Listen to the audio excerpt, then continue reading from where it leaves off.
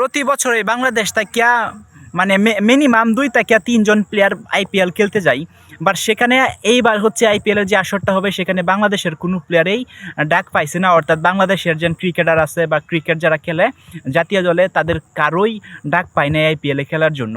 এখন এই যে আইপিএলে তো মেবি সাকিব, মুস্তাফিজুর রহমান এরকম যারা প্লেয়ার ছিল ভালো ভালো, তারা প্রতি বছরই প্রতি আসরেই খেলতো এবং ভালো পারফরমেন্স করতো আইপিএলে, অর্থাৎ ইন্ডিয়ান প্রিমিয়ার লিগে। বাট এইবার কোনো প্লেয়ার বাংলাদেশ থেকে ডাক পায় নাই। সেটার অন্যতম কারণ বলে আমার মনে হয় প্রিভিয়াস সালে অথবা গত বছর যে সময় আইপিএল ম্যাচ চলতেছিল তখন মুস্তাফিজুর রহমান ভালো পারফরমেন্স করছিল, বাংলাদেশের মুস্তাফিজুর রহমান, এবং দ্যাট টাইম ওই সময় বাংলাদেশের সাথে জিম্বাবুয়ের একটা ঘরোয়া সিরিজ হয়েছিল এবং এই সিরিজের জন্য মাহমুদুল্লাহ এই যে বাংলাদেশের সাথে যে জিম্বাবুয়ের যে সিরিজটা হয়েছিল এই সিরিজ খেলানোর জন্য মুস্তাফিজুরকে আইপিএল থেকে নিয়ে আসছিল Bangladesh BCB, Bangladesh cricket board.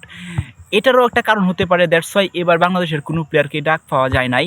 এবং আরেকটা আশ্চর্যজনক বিষয় হচ্ছে আফগানিস্তানের 7টা প্লেয়ার ডাক পাইছে এবার হচ্ছে আইপিএলে। তো আফগানিস্তান কী পরিমাণে এগিয়ে যাচ্ছে, এবং বাংলাদেশ এবং আফগানিস্তান সিমিলার টাইপ অফ মানে ট্রিম। তো সেখানে বাংলাদেশ আফগানিস্তান থেকে 7টা প্লেয়ার ডাক পাইছে, সেখানে বাংলাদেশের একটা প্লেয়ারও ডাক পায় নাই আইপিএল খেলার জন্য।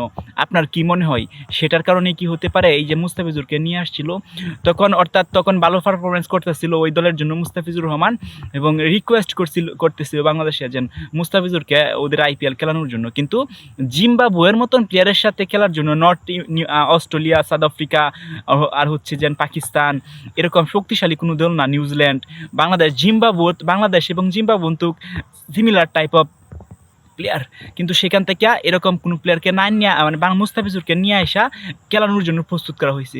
তো সেখানে আমার মনে হয় না যে এটা উচিত হয়েছে বাংলাদেশের বিসিবির, অর্থাৎ বাংলাদেশের যা ক্রিকেট বোর্ড আছে তাদের যারা কর্মকর্তা ছিল। আচ্ছা যাই হোক, কিন্তু সবচেয়ে দুঃখজনক বিষয় হচ্ছে যে বাংলাদেশ থেকে কোনো প্লেয়ারেই এইবার যেন আইপিএল ইন্ডিয়ার প্রিমিয়ার লিগের ডাক পায় নাই। এবং মুস্তাফিজুর রহমান এবং সাকিব আল হাসান সবসময় আমি দেখছি আইপিএলে ডাক পাইছে এবং বা আইপিএলে খেলছে, বাট রাইট নাও এখন কোনো ডাকেই পায় নাই, তাহলে খেলবে কীভাবে? তো আপনার কি মনে হয় এই যে ইন্ডিয়া যেন ওদেরকে ডাক দেয় নাই বা নিচ্ছে না অর্থাৎ খেলানোর জন্য, আপনার কি মনে হয় এটার কারণ কি বলে হতে পারে?